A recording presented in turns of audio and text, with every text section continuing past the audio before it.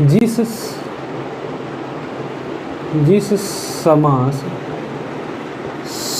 समास के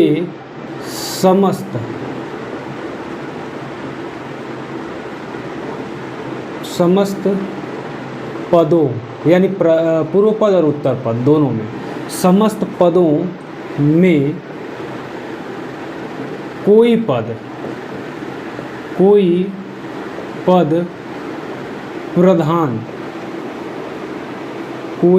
प्रधान न हो,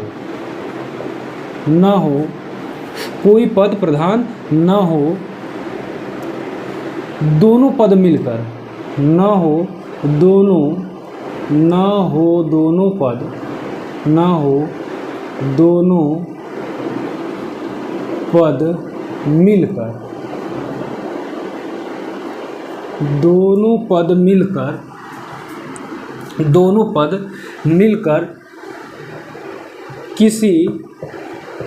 दोनों पद मिलकर किसी तीसरे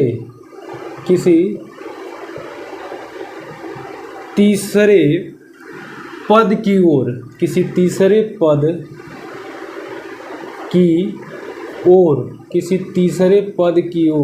संकेत करते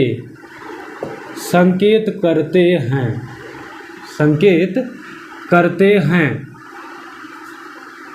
उन्हें क्या कहते हैं? करते हैं, उन्हें बहुब्रीहि समास कहते हैं। ठीक है, यानी इसमें क्या होता है, न तो पहला पद ना ही दूसरा पद, दोनों ही पद जो है प्रधान नहीं होता है, दोनों ही पद अप्रधान होते हैं। तो ऐसे में जब दोनों पद अप्रधान होते हैं तो वहाँ पर क्या होता है, बहुब्रीहि समास होता है और वो किसी न किसी तीसरे पद की विशेषता को दर्शाते हैं। जैसे उदाहरण में हम समझेंगे, जैसे हमने कह दिया दशानन, हमने क्या कह दिया, दशानन यानी रावण की बात चल रही है यहाँ पे कि दशानन, 10 है शीर्ष जिसके या 10 है मुख जिसके। ठीक है, दशानन, ठीक है, 10 शीर्ष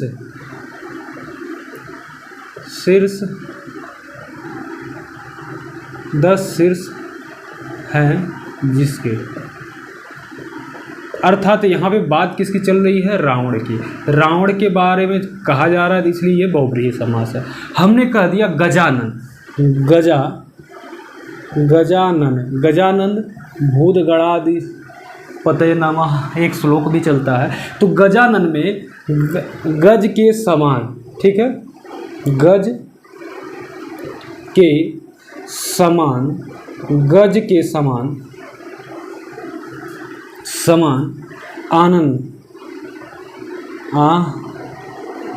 आनन वाला। तो यानी यहाँ पे बात किसकी हो रही है, गणेश की, गणेश भक्त जी की बात हो रही है।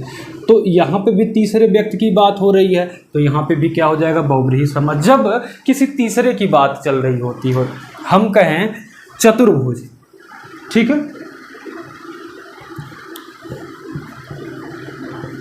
चतुर्भुज। अच्छा, चतुर्भुज क्या होता है, चतुर्भुज ये क्या होता है इसको समझिए। चतुर्भुज 4 भुजाएं हैं जिसकी, कह सकते हैं कि 4 भुजाओं वाला, या 4 भुजाएं हैं जिसकी, अर्थात किसकी 4 भुजाएं हैं, तो 4 भुजा वाले जो हैं वो भगवान विष्णु हैं, उनकी 4 भुजाएं हैं, तो यहाँ पे हो जाएंगे विष्णु। ठीक है, भगवान विष्णु की बात यहाँ पे चल रही है, किसी विशेष व्यक्ति का। अभी देखिएगा, हम लास्ट में जब ये पूरा समास खत्म कर लेंगे तो एक आपको शॉर्ट ट्रिक देंगे और उसी लाइन को आप याद कर लीजिएगा, पूरा समास आपका खत्म हो जाएगा। पहले एक बार इसको हम पढ़ लेते हैं पूरा, ठीक है। चतुर्भुज हो गया। हम कहें त्रिलोचन, क्या कहते हैं, त्रिलोचन। अब त्रिलोचन यानी 3 है नयन जिसके, या 3 है लोचन जिसके कह सकते हैं, या 3 है आँखों वाला कह सकते हैं, कि 3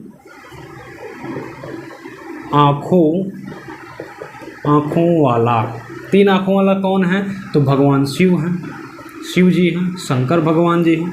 ठीक है, यानी तीन लोचन, त्रिलोचन तो नाम सबका हो सकता है, किसी व्यक्ति विशेष के बारे में दर्शाता है वो, ठीक है। तो यहाँ पे व्यक्ति विशेष कौन है? त्रिलोचन, यानी त्रिलोचन सबसे प्रमुख व्यक्ति किसके लिए प्रयोग किया गया है? तो त्रिलोचन जो प्रयोग किया गया है वो हमारा शिव भगवान के लिए प्रयोग किया गया है ये सब, तो यहाँ पे आ जाता है त्रिलोचन। आइए, त्रिलोचन के बाद अगर हम कहें, ठीक है, दीर्घ बाहु, क्या हमने कह दिया? दीर्घ बाहु। अब दीर्घ बाहु का मतलब क्या होता है? दीर्घ बाहु मतलब लंबी बाहों वाला या लंबी भुजाओं वाला कह सकते हैं, लंबी भुजाओं वाला, भुजाओं वाला। अब लंबी भुजाओं वाले कौन हैं? जिसकी खूब लंबी लंबी भुजाएं हैं, ये भी भगवान विष्णु हैं। ये भी क्या हैं? भगवान विष्णु। इसकी इनकी बहुत लंबी लंबी 4 भुजाएं हैं। हम कह दें 10 कंठ, हमने कहा 10 कंठ। 10 कंठ क्या है? अब यहाँ पे आप कहेंगे कि सर ये तो 10 संख्या बता रहा है, ये तो द्विगु में चला जाएगा। नहीं, क्यों नहीं जाएगा ये समझिए। हमने कहा 10 हैं कंठ जिसके। अब किसके भैया 10 ठीक कंठ हैं बता दीजिए। तो यहाँ भी जब 10 सिर है तो 10 कंठ भी होंगे। कौन होगा वो? तो वो होगा रावण। कौन होगा? रावण होगा, ठीक है। यहाँ पे भी कौन आ जाएगा? रावण आ जाएगा। हमने कहा मुरलीधर, मुरलीधर। अब यहाँ देखिए मुरलीधर क्या है? मुरलीधर यानी मुरली बजाने वाला या बांसुरी बजाने वाला। मुरली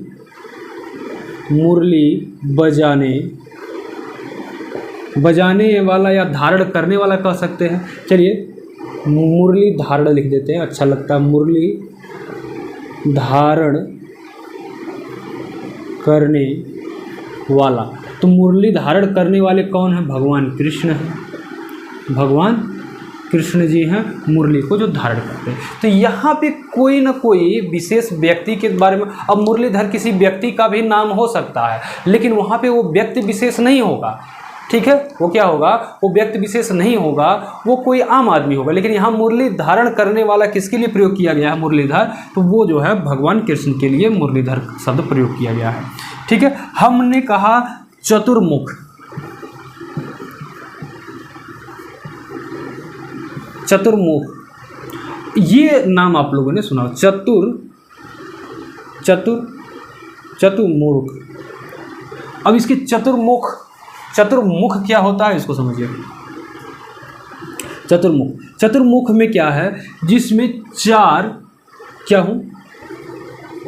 4 हैं मुख जिसके। अब ये बताइए किसके 4 मुख हैं? तो वो भैया 4 मुख किसके हैं? तो आपके जो सृष्टि के रचयिता जिनको माना जाता है ब्रह्मदेव, ठीक है, वो हमारे क्या हैं? ब्रह्मा जी। तो ब्रह्मा जी के 4 शीर्ष हैं। 3 शीर्ष आपको दिखते हैं, एक सामने से 2 साइड से दिखते हैं, एक पीछे होता है जो कि नहीं दिखता है हमको, ठीक है, एक पीछे भी लास्ट में होता है। तो 4 शीर्ष किसके होते हैं? मतलब 4 मुख किसके होते हैं? तो हम ब्रह्मा जी के होते हैं। तो ये सारे के सारे शब्द किसके हैं? उदाहरण आपको बहुब्रीहि के हैं। तो आई होप दोस्तों आपको बहुब्रीहि अच्छे से समझ में आ गया होगा, ठीक है। अच्छा, एक चीज़ और है, हमने कहा पंचगंगम। क्या कहा? हम ऐसे लिख देते हैं पंचगंगम,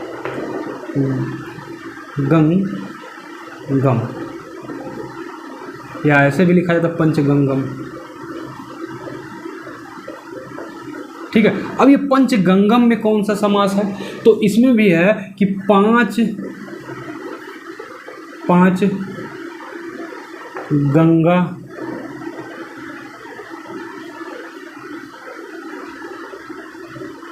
5 गंगा है जहाँ, तो वो कहाँ? वो पंचगंगम कहलाता है। तो पंचगंगम। अब आप कहेंगे यहाँ भी जो है 5 नदियाँ हैं। तो देखिए जहाँ पे नदियों की बात आती है, कोई विशेष नदी का नाम यहाँ पे आ गया। पंचगंगम, ये 5 जहाँ गंगाएं एक समान मिलती हैं वहाँ पे पंचगंगम एक स्थान का नाम है, तो ये भी बहुब्रीहि में आएगा। ये 5 से आप जो उसमें नहीं चले जाएंगे कि आप कह देंगे कि नहीं ये द्विगु है, नहीं, ये बहुब्रीहि समास में आएगा पंचगंगम। ठीक है, तो कुछ ऐसे समास हैं जो संख्यावाची दिखते तो हैं लेकिन वो एक्चुअली में संख्यावाची ना होकर के, मतलब वो द्विगु समास ना होकर के बहुब्रीहि समास में प्रयोग किए जाते हैं। ठीक है, तो आई होप आपको ये चीज़ समझ में, एक बार इसका स्क्रीनशॉट लीजिए फिर आगे बढ़ते हैं।